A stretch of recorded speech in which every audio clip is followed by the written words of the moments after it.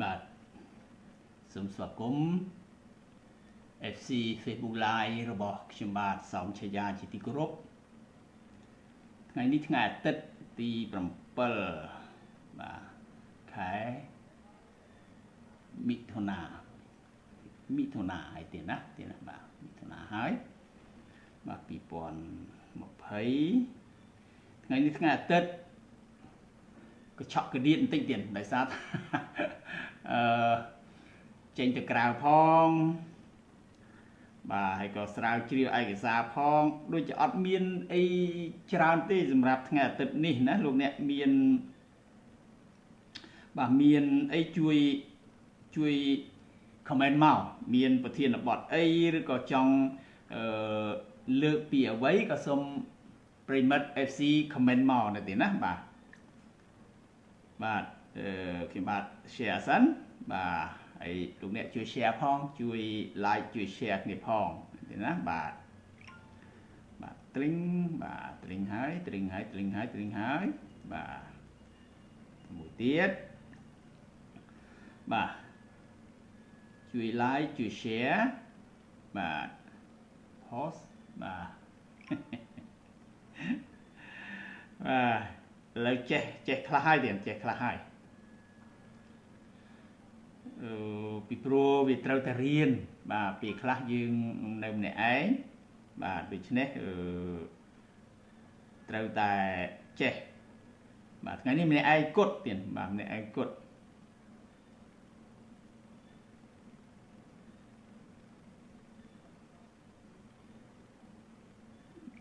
បាទថ្ងៃនេះប្រធានបទលោកអ្នកមានប្រធានបទជួយដាក់មកនៅទីណាដើម្បីយើងសន្ទនាគ្នាជជែកគ្នាបាទផ្លាស់ប្ដូរយោបល់គ្នាថ្ងៃនេះថ្ងៃអាទិត្យអត់អីទេទៀតបាទខ្ញុំបាទក៏មិនបានត្រៀមអ្វីឲ្យបានត្រឹមត្រូវក្នុងការជជែកគ្នាថ្ងៃនេះទេណាទីណាបាទអត់ទាន់មានអីទេបាទទៅណាហើយរូបភាពយ៉ាងម៉េចដែរទៀតបាទ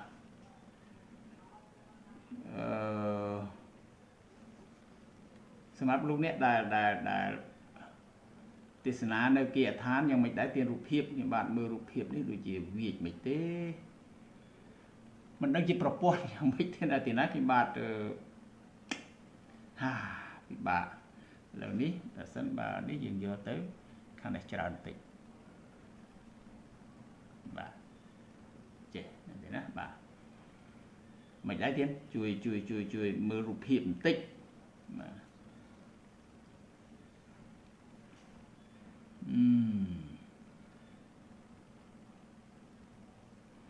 បាទកំពុងសេរី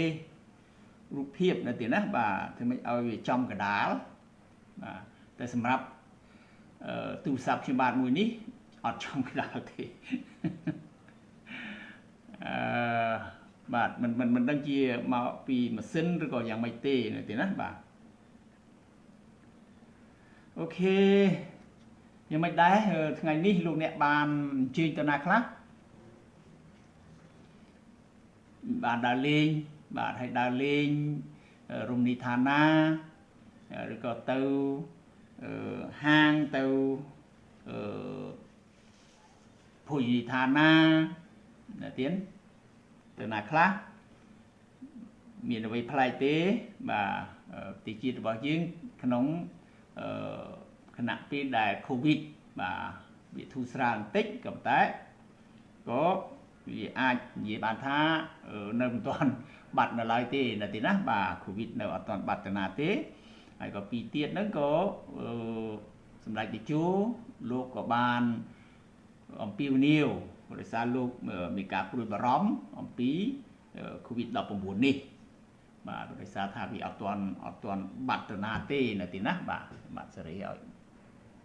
អត់នេះតិចបាទចេះបាទនេះទៀតអូខេប៉ុណ្ណឹងប្រហែលជាល្មមនៅទីណាបាទបាទទាល់វាបច្ចេកទេសទាល់តែ riêng này tí bà riêng sốt tỉnh đón mà cái sông phải tu bị FC từng ở phòng đá để xả thả dương từ tại chết riêng chết hàng phí cả lái như ai mà cả lái rồi thả cả lái ní cứ vì miền phiệp nghỉ xuống bàn chuột cho mùi nâng lúc nè FC nơi kia than màสำหรับថ្ងៃនេះប្រធានបទគឺអត់មានប្រធានបទអីធំដុំទេនៅទីណាអត់មានទេនៅឆ្នេះលោកអ្នកអាច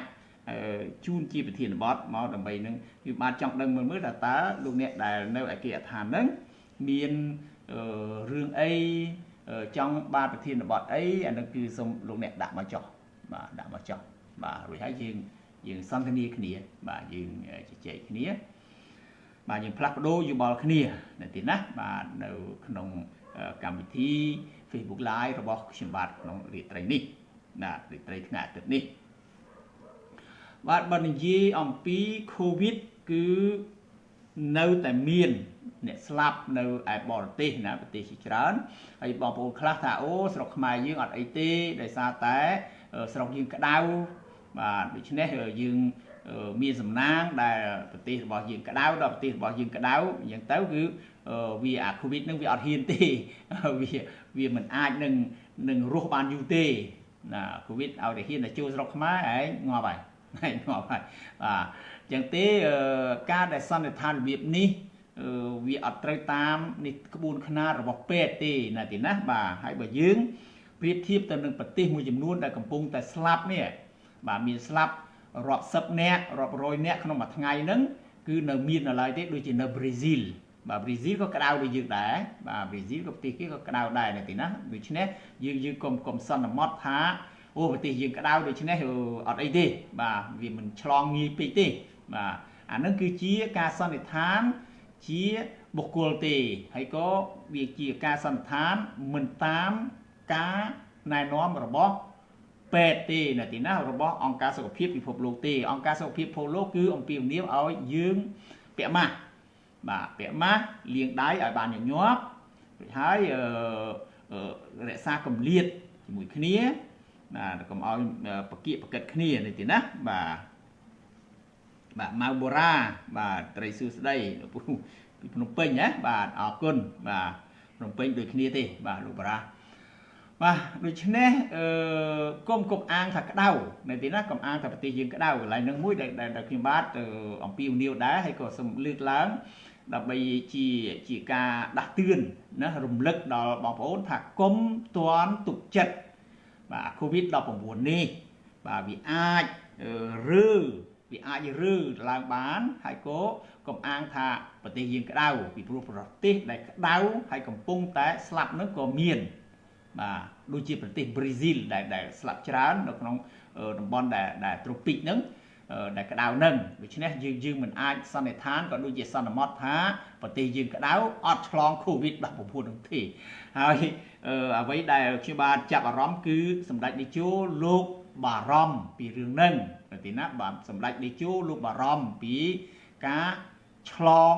COVID-19 ហ្នឹងអញ្ចឹងទេបានលោកពីវនាវឲ្យបងប្អូនការពារប្រយ័ត្នប្រយែងបាទសบายរីករាយទៀតបាទសบายណាស់ដែលបានឃើញបងប្អូនចេញទៅក្រៅចេញឲ្យតែបងប្អូនធ្វើដំណើរលូកកប៉ៅចេញលុយគឺសេដ្ឋកិច្ចដើរហើយទៀតបាទសេដ្ឋកិច្ចដើរឲ្យតែឡានវិលកង់គឺប្រេងលក់បានបានលុយដល់លុយធ្វើចរាចរណ៍អានឹងឲ្យសេដ្ឋកិច្ចចាប់ផ្ដើមដំណើរការហើយសម្រាប់សេដ្ឋកិច្ចគឺឈានមកហើយសេដ្ឋកិច្ចដើរហើយដូច្នេះហើយទៅយើងត្រូវការឲ្យសេដ្ឋកិច្ចដើរតែក៏មិនត្រូវការឲ្យបងប្អូនឆ្លង COVID-19 ហើយមានបញ្ហាដល់ពេទ្យនោះដែរនឹងចឹងទេទើបសម្ដេចនាយកលោកអំពីវនាវមិនពិបាកទេលោកណាបងប្អូនជនរួមជាតិឲ្យពាក់ម៉ាស់វាដូចយើង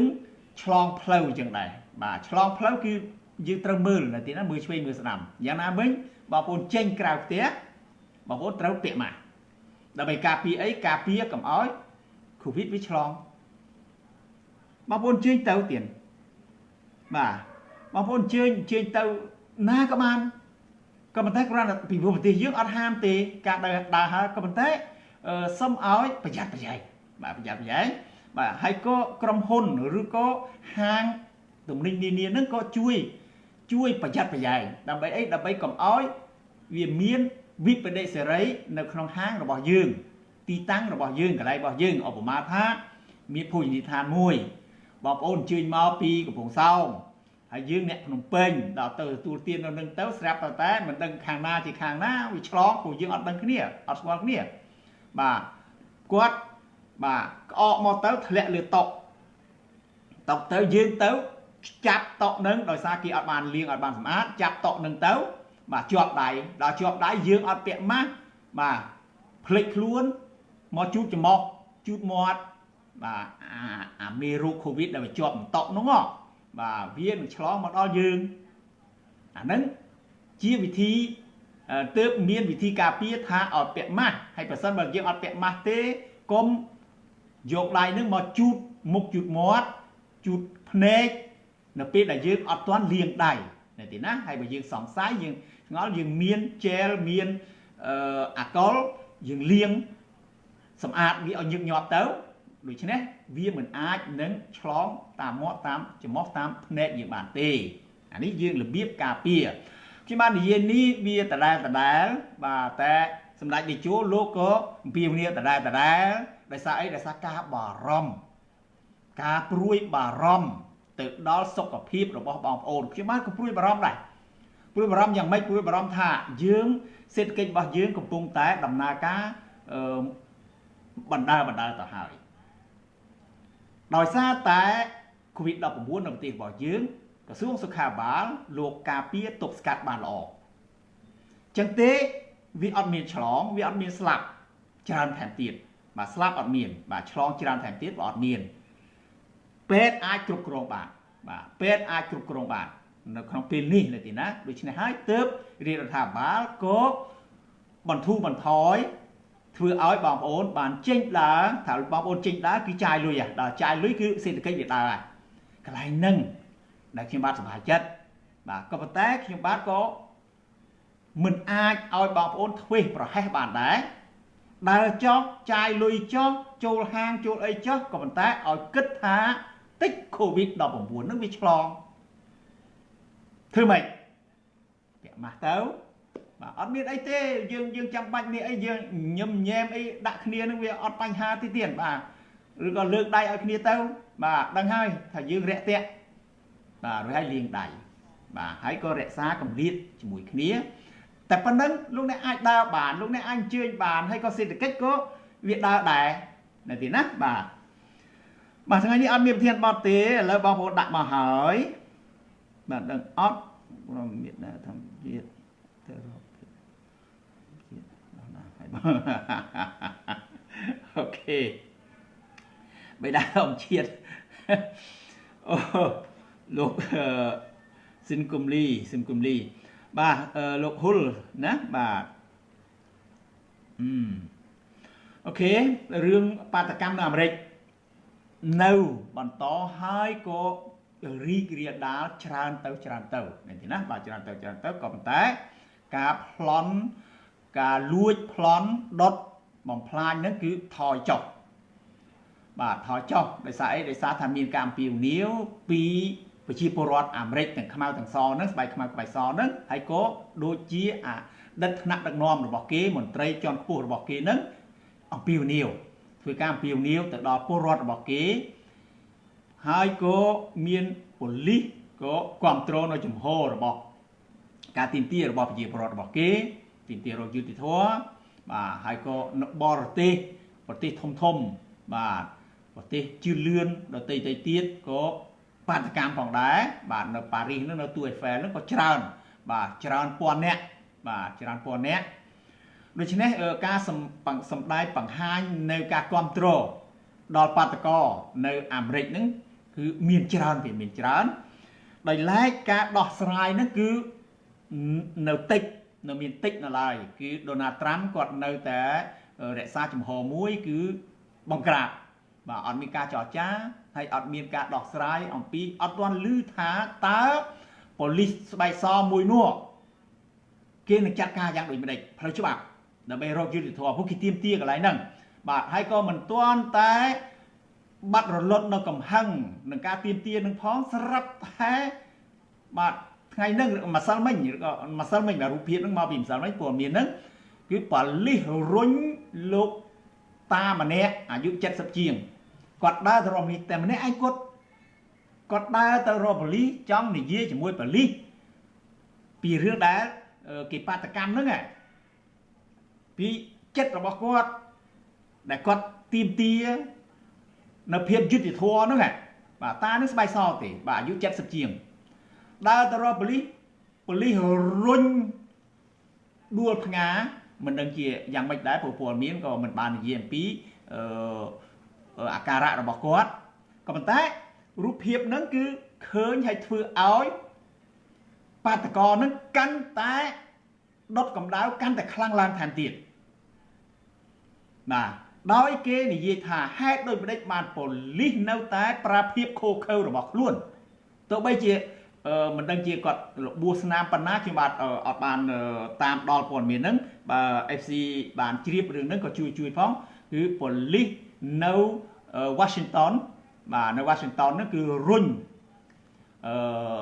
តាចាស់ម្នាក់ដែលអាយុ70ជាងឆ្នាំហ្នឹងដួលឈរមកបាទដួលឈរតែម្ដងផ្ងាអញ្ចឹងតែម្ដងអូហូប្រហែលជាមានគ្រោះថ្នាក់បាទមិនដឹងជាដល់ជីវិតឬក៏យ៉ាងណាទេកន្លែងហ្នឹងហើយបាទធ្វើឲ្យកំហឹងដូចដុតកំហឹងថែមទៀតថាប៉ូលីសខូខើប្រសិនបើបាតកោច្រើនចូលទៅអានឹងប៉ូលីសធ្វើអីធ្វើទៅអានឹងគេការពារទប់ទល់ទូនីតិរបស់គេក៏ប៉ុន្តែនេះគាត់ម្នាក់ឯងហើយគាត់មានវ័យចំណាស់ទៀតហើយទៅមិនហៅគាត់ទៅនិយាយឬក៏ធ្វើអីគឺដូចថាវាសត្រូវនឹងគ្នាវាថាឯងមកគឺជាខ្មាំងណាបាទរុញបោះដៃបោះជើងហ្នឹងទៅដួលផ្ងាទៅបាទកន្លែងហ្នឹងហើយបាទរូបភាពហ្នឹងធ្វើឲ្យប្រជាជនអាមេរិកក៏ដូចជាពិភពលោកមើលឃើញហើយក៏បូកនៅកំហឹងចាស់នឹងថែមមកទៀត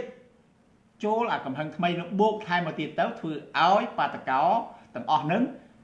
ចេញមកបាតកម្មកាន់តែច្រើនទៀតតែអ្វីដែលអ្នកវិភាគទាំងអាមេរិកក្តីទាំងអ្នកវិភាគប្រទេសផ្សេងប្រទេសធំដទៃទៀតបាទថាចិនវិញគឺព័ត៌មានចិនផ្សាយផ្ទាល់ពីតំបន់ផ្សេង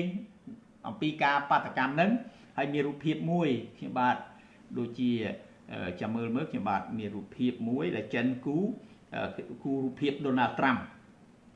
បាទគូរូបភាពដូណាល់ត្រាំនេះទៀតបាទលោកអ្នកឃើញទេបាទនេះដូណាល់ត្រាំចកតកឃើញទៀតដូចមិនសូវច្បាស់ចកតកហើយជាភាសាចិនបាទជាភាសាចិនបាទស្រែកថាខ្ញុំដកដង្ហើមអត់រួចអត់ចេញហើយចកតកនឹងចកតកនរណាដូណាល់ត្រាំនឹងចកតខរូបភាពនឹងគឺជនជាតិអាមេរិកណាជនជាតិអាមេរិកអានេះបើតាមរូបភាពនៅទីណាបាទជនជាតិអាមេរិកហើយសរសេរថាអក្សរចិននឹងសរសេរថាខ្ញុំដកដង្ហើមមិនរួចខ្ញុំដកដង្ហើមមិនបានបាទនេះគឺជាថាការឆ្លើយតបបាទនេះជាឱកាសរបស់ចិនដែលធ្វើការឆ្លើយតបគេហៅថារបៀបទន់ភ្លន់បង្ហាញអំពីភាពខុសខើរបស់អ្នកដឹកនាំនៃប្រទេសមួយបាទប្រទេសដែលជាគូបរិបត្តិរបស់ខ្លួន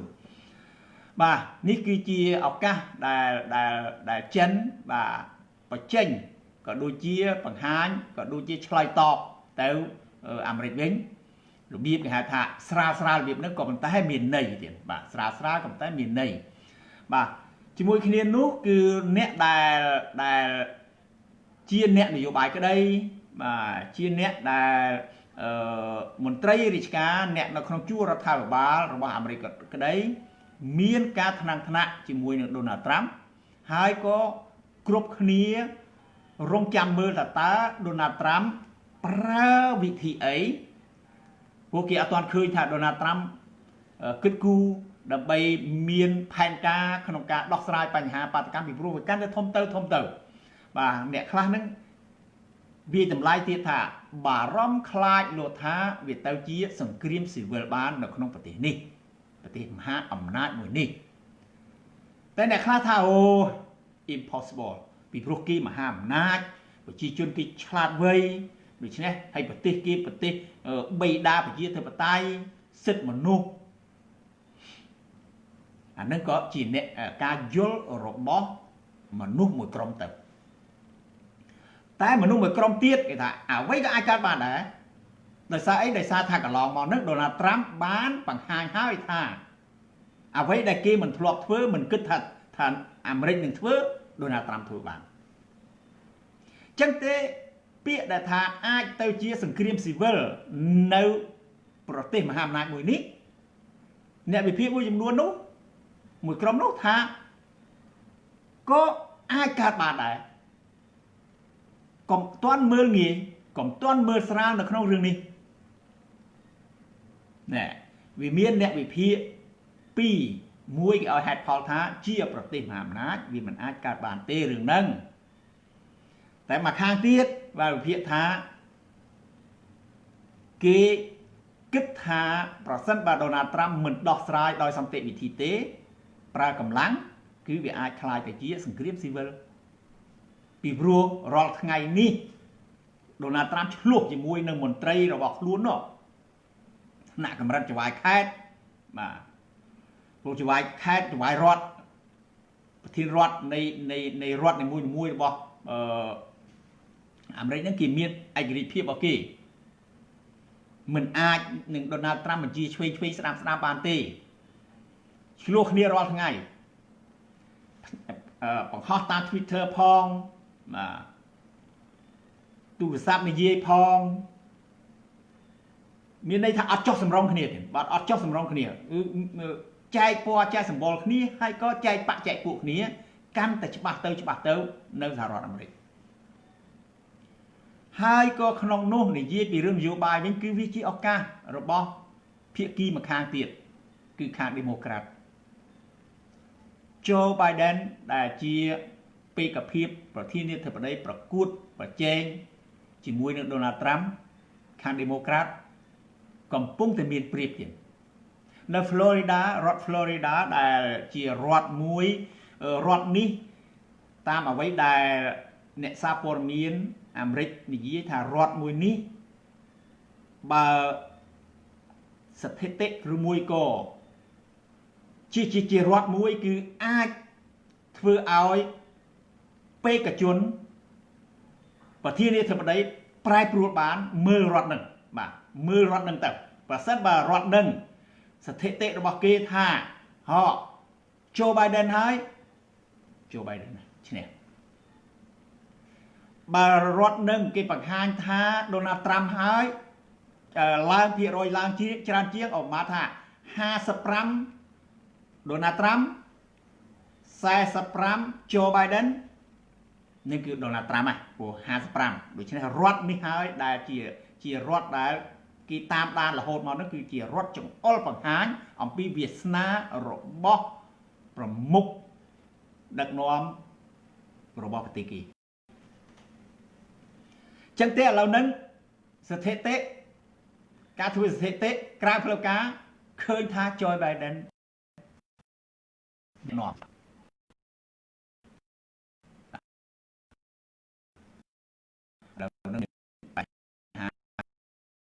មកប្រពន្ធទីដឹងឬមួយយ៉ាងម៉េចបងប្អូនសូមអភ័យទោសនៅទីណាបើមិនបើវាតែមានទេរូបភាពយ៉ាង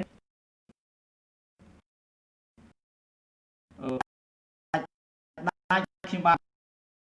សំឡេងដាច់បាទឥឡូវហ្នឹងលោតមកទៀតហើយមិនដឹងស្អីទេ full ទៀត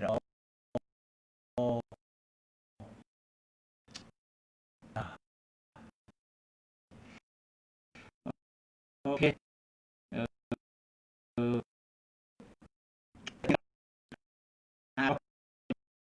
យើងទៅបាទអី ប្រែប្រួលទេហើយក៏កាន់តែច្រើនទៅហើយក៏នៅក្រៅប្រទេសហ្នឹងក៏ចូលរួមទៀតបាទប្រទេសធំបាទបងមានដឹងអត់ក្រុមមេដានៃលោកស៊ីនកំលីមេដាធម្មជាតិទៅរកបេដាធម្មជាតិទៅដល់ណាបាទមិនចង់ឆ្លើយឆ្លងឬក៏មានអ្វីនិយាយពាក់ព័ន្ធទៅនឹងក្រុមដែលអភិរក្សបាទអង្គការដែលតាំងខ្លួនថាជាអ្នកអភិរក្សនឹងទេបាទការងាររបស់គេធ្វើទៅប៉ុន្តែគ្រាន់តែថាការយល់ឃើញរបស់យើងយល់ឃើញថាការអភិវឌ្ឍនិងអភិរក្សនឹងគឺវាត្រូវតែធ្វើវាត្រូវតែមានលោកអ្នកជ្រាបទេថាកោះនៅប្រទេសថៃខ្ញុំបាននិយាយថាកោះនៅប្រទេសថៃចុះទៀតគេរកលុយបានច្រើនណាស់ទៀតបាទគេរកលុយបានច្រើនណាស់គេអភិវឌ្ឍកោះរបស់គេប្រទេសរបស់គេហើយលុយគេចូលរាប់ម៉ឺនលានបាតមួយឆ្នាំទៀតរាប់ម៉ឺនលានបាតហើយភ្ញៀវរបស់គេ5លានជាងទៅកោះសមុយមួយកោះសមុយនៅភាគខាងត្បូងនៃប្រទេសថៃឥឡូវនឹងគេត្រៀមរៀបចំរដ្ឋាភិបាលរបស់គេក្រសួងទេសចររបស់គេបានស្នើឲ្យគេលើកគម្រោងធ្វើស្ពានឆ្លងពីផែនដីធំរបស់គេទៅកោះសមុយព្រោះឥឡូវហ្នឹងគេឆ្លងតាមភ្ញៀវដែលទៅលេងហ្នឹងគ្រាន់តែប៉ុណ្្នឹងទេណាគេរកបានប្រាក់រាប់ម៉ឺនលានបាតទៀតកោះមួយកោះសមុយមួយខ្ញុំបាននិយាយកោះសមុយមួយទៀតណាបាទហើយភ្ញៀវទេសចរទៅលេងជាតិនិងអន្តរជាតិរបស់គេនឹង5លាន470,000នាក់មួយឆ្នាំច្រើនជាងភ្ញៀវមកលេងកម្ពុជាយើងទៀតនេះគឺជាសេដ្ឋកិច្ចទៀតហើយប្រទេសយើងក៏ត្រូវការសេដ្ឋកិច្ចនឹងវាសម្រាប់អ្នកណាគឺសម្រាប់ប្រជាពលរដ្ឋទូទៅហើយជាពិសេសគឺវិស័យទេសចរនេះវាធ្វើឲ្យលុយវិលច្រើនមែនទែនខ្លាំងមែនទែនលុយវិលខ្លាំងមែនទែនបាទធម្មតា3ជុំ3ដងលោកអ្នកចាយ100វានឹងកើតបាន300អា300នេះវាបំបែកទៅទៀត3តែទេសចរគេតាមថៃដែលគេនិយាយហ្នឹងគឺ5ដងបាទព្រោះទេសចរវាវិលលឿនបាទវាវិលលឿនបាទអញ្ចឹងការអភិវឌ្ឍនិងអភិរក្សដើម្បីបម្រើលើវិស័យទេសចរអានេះគឺជាតម្រូវការហើយការចាំបាច់បំផុតប្រទេសដែលកំពុងអភិវឌ្ឍ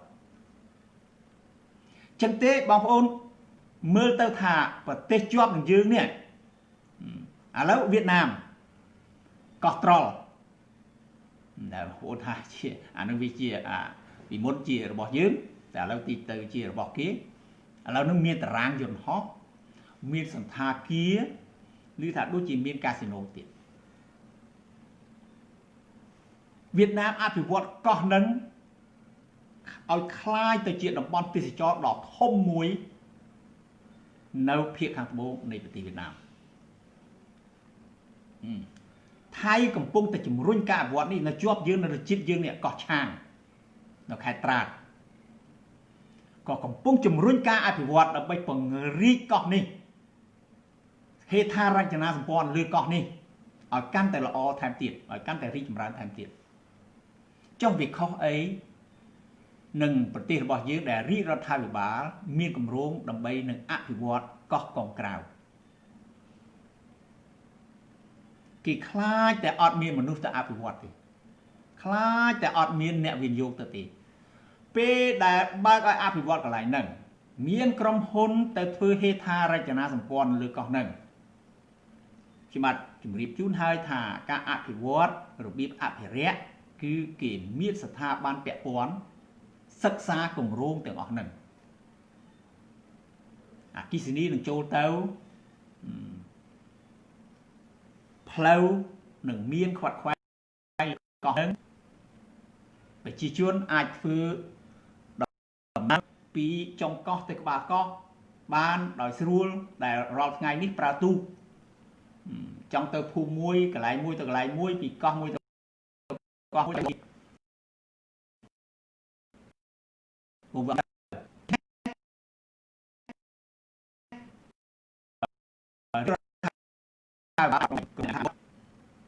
វានឹងមានហេដ្ឋារចនាសម្ព័ន្ធប្រជាពលរដ្ឋនៅទីនោះហើយមានលេងព្រោះឥឡូវអត់មាន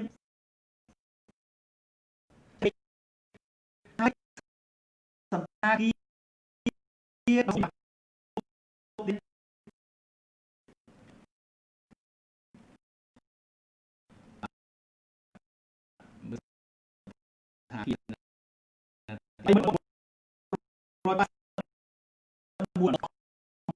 មួយជារបស់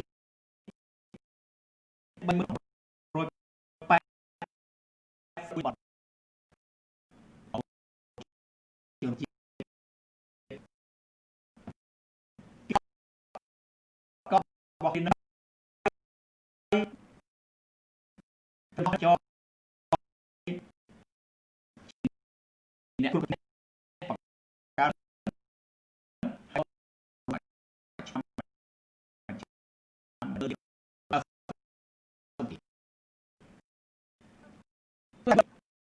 លុយ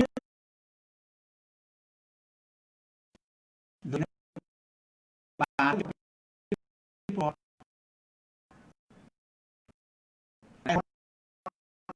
ានបានពី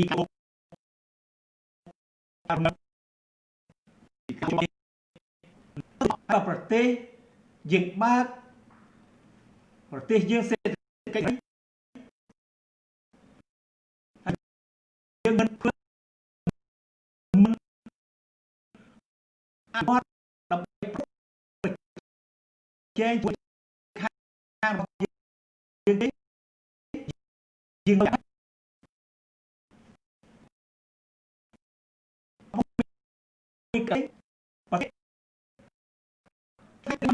តាក់ទាញភ្ញៀវទេសចរធ្វើឲ្យជាពលរដ្ឋរួលដល់ទៅជាខ្ចប់ទុកក្រោមកទេលទៅវិញវាត្រូវទៅទៀតបើដូចតែពីមុនវាអត់មានសមត្ថភាពទុកឲ្យវានៅអញ្ចឹងសិនតែឥឡូវនេះវាមានសមត្ថភាពយកកម្មវិធី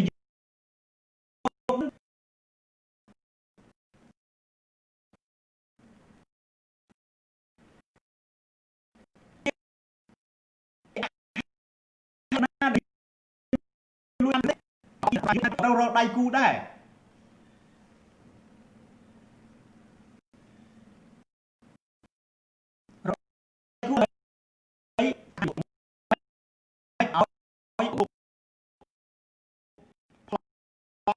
មេរបស់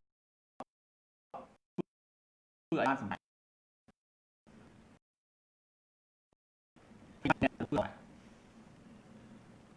លោកមិនដែលសន្យាខ្យល់ទេ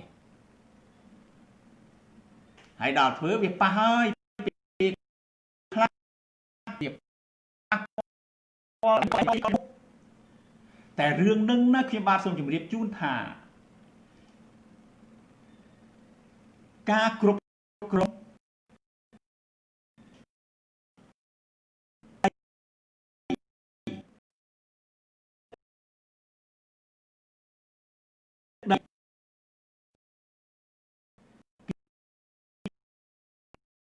ជា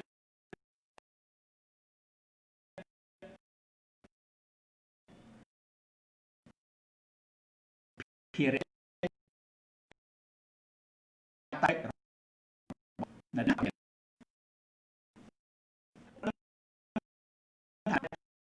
ជាផ្លោះកម្ម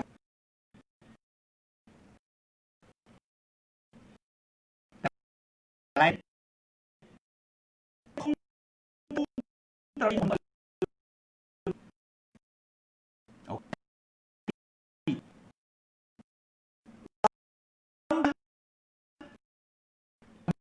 นายก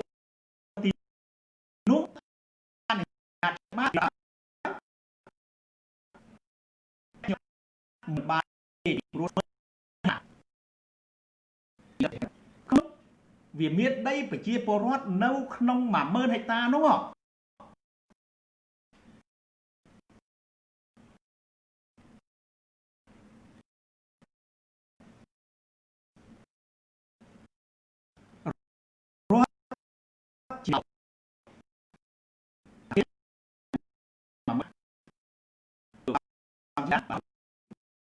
ធ្វើដល់យើងទៅ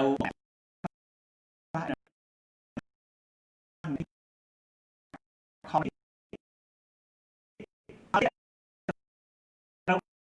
ំដឹងអង្គ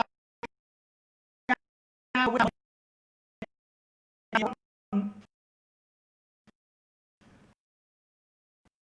ជួបខ្ញុំអត់ជួបមិនអត់តតមួយភួរអូវាទៀតទៅនៅសារបស់កាត់ឡើងរំនឹងជានឹង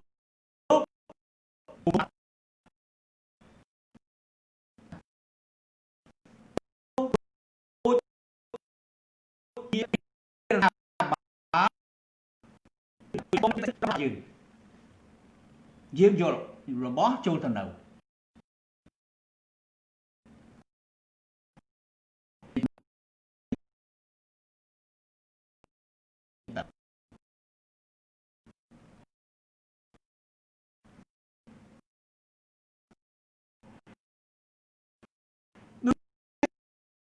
កងមក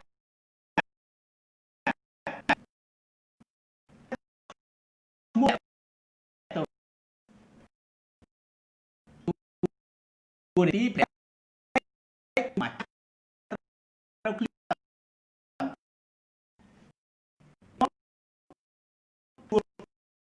ផ្ទះមានអីចេះឲ្យយើង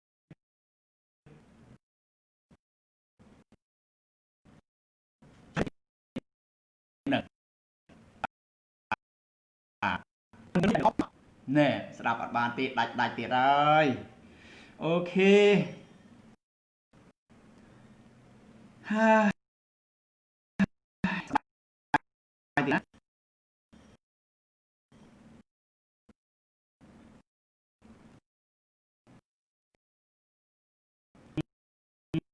ទូនេះ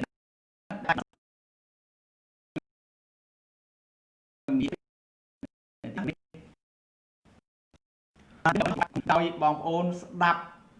ដោយមានអារម្មណ៍មិនសប្បាយរីករាយពួកខ្ញុំបាត់រីករាយស្ដាប់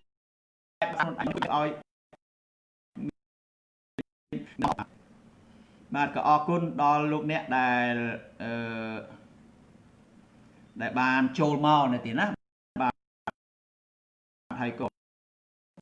សូមបញ្ចប់តែរំខានមែនប្រពន្ធបាទបដប្រសងគ្នានៅទីណាបាទប្រសងគ្នាសេដ្ឋកិច្ចរវាងចិននិងអាមេរិក